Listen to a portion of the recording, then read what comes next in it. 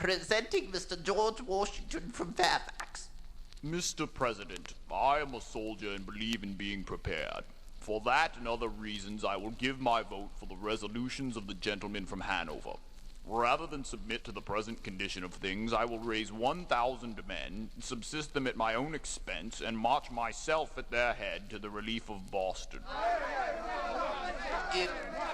The gentleman from Hanover has the floor. No man thinks more highly than I the patriotism as well as abilities of the very worthy gentlemen who have just addressed this house.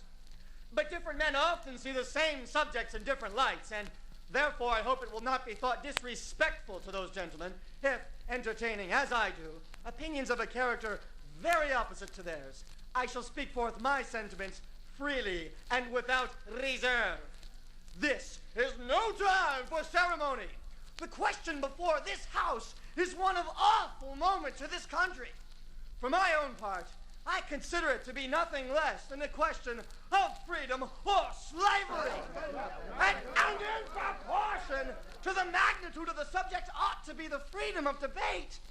It is only in this way that we can hope to arrive at the truth and fulfill the great responsibility we hold to God and our country.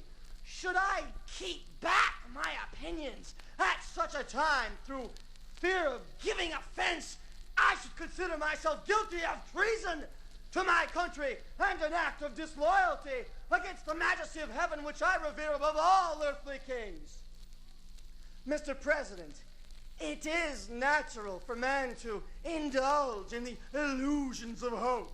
We are apt to shut our eyes against the painful truth and listen to the song of the siren till she transforms us into snarling beasts with razor-sharp claws.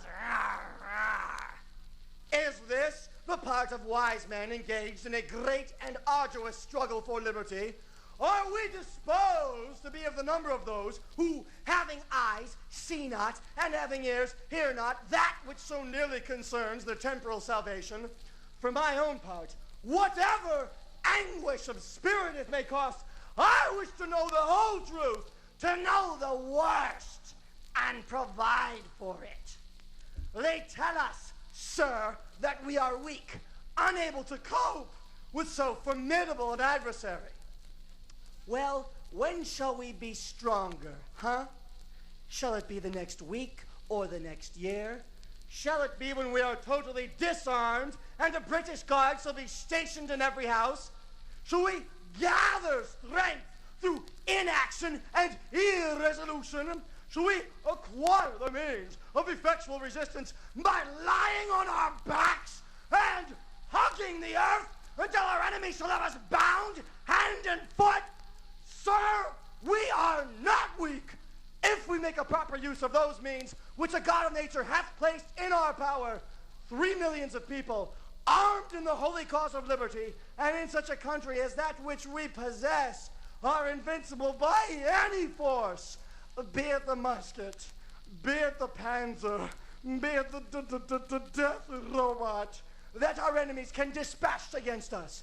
Besides, sir, we have no elections, and were we base enough to desire it, the time is now too late to retire from the contest. There is no retreat, but in submission and slavery. Our chains are forged. Their clanking can be heard on the plains of Boston. The war is inevitable. And let it come, sir. Oh, let it come. It is in vain, sir, to extenuate this matter. Gentlemen, gentlemen may cry, peace, peace, peace, peace, peace, but there is no peace. The next gale that sweeps from the north shall bring to our ears the clash of resounding arms. Our brethren are already in the field. Why stand we here idle? What is it that gentlemen would have? What would they wish? Is life so dear, or peace so sweet as to be purchased at the price of chains and slavery? Forbid it, Almighty God! I know not what course others may take, but as for me, give me liberty!